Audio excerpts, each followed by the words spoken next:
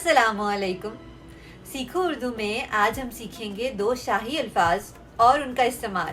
पहला लफ्ज़ है हुजूर। एक वक्त था जब ये लफ्ज़ किसी को इज्जत के साथ मुखातिब करने के लिए इस्तेमाल किया जाता था, जैसे हुजूर का फैसला सर आंखों पर।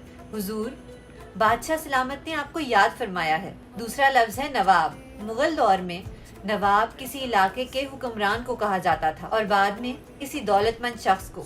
अब सवाल ये है कि क्या ये अल्फाज आज भी इसी तरह से इस्तेमाल किए जाते हैं या इस्तेमाल किए जा सकते हैं?